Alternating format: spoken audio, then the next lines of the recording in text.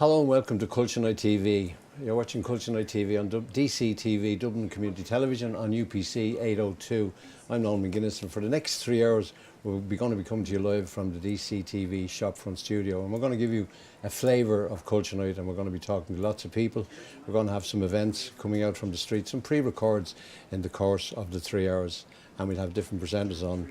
I'm here until 6:30. And in front of me now I have Lorraine Maye, and she's from the Temple Bar Cultural Trust. Hello Lorraine, how are you? Hello, I'm good, thanks. Great to be here. I suppose the best thing to do did you have to wait till the night is over to give a big sigh of relief, or now that you have things organised you give the sigh of relief? Oh, well, it's great to see it up and running. You know, we literally work on Culture Night all year round, from when it ends last September up until now. So it's great to have all the events happening, to see people on the streets already. There's a great buzz around already. Okay, give us an idea of some of the things that's going to be happening over the course of the evening. Sure.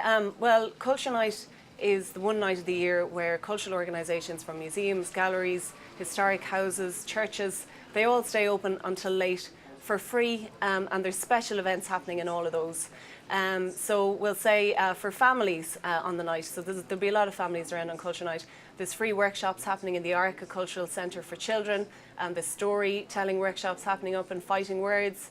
Lots of stuff for families to enjoy on the night, and really something for everyone, for groups of friends, couples. It's a really social night, and it's a chance as well to get to see behind the scenes, to get into places you wouldn't normally get into, which is what Culture Night is about, the magic of experiencing something, you know, that you wouldn't normally get to see. So we'll say like the Freemasons Hall on Molesworth Street, that'll be open for people to get tours, to hear all about what they do in there. Also artist studios, so we'll say like Cathedral Studios over on St. Augustine Street, they'll be open, and this is the only night of the year that they open, and it's a chance for people to see artists where they work, how the creative process works, and to see really what happens behind the scenes. You've been with them now for 6 years, and the Culture Night's been going on for 7, so you're That's more or less right. at it from the beginning. Yeah. So what sort of changes have you seen over the 6 years that you've been there? Sure, well, even just the scale of Culture Night, it started in 2006 and it was 40 organisations in Temple Bar, and it was based on the Nuit Blanche idea that they have around Europe, in Paris, Madrid and other major cities.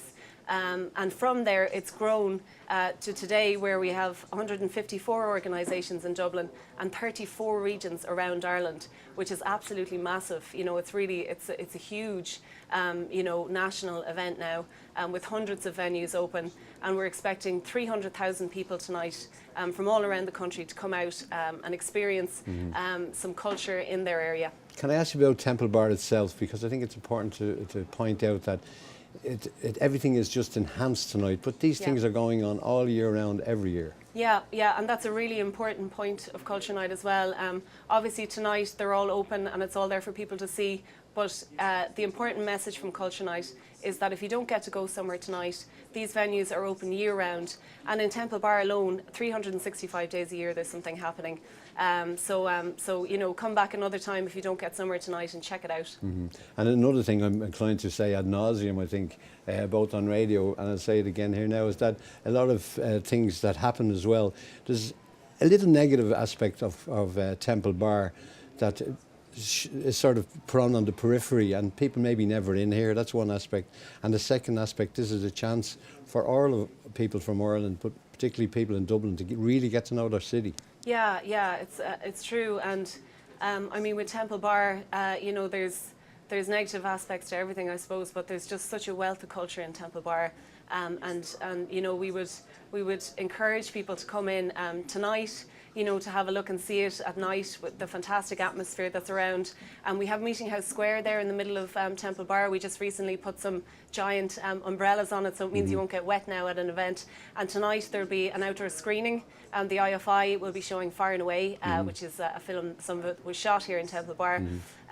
There's also going to be an aerial performance by a great performance group, Paper Dolls. So as you say, this is really about local people really sort of learning a bit more about what's on their doorstep, and maybe visiting somewhere that they always meant to get to, or that they never even heard of before, you know, and just seeing what's out there and seeing what's around them.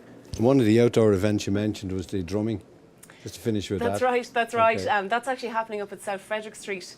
There's a real oriental flavour going on up there tonight, and they have Japanese drumming, they have some Japanese martial arts showcases, and there's also a sketch workshop. This is all happening outdoors. The buzz is going to be amazing up there. Okay, that's Lorraine Maye from the Temple Bar Culture Trust. Thank you very much for Thanks a joining million. us.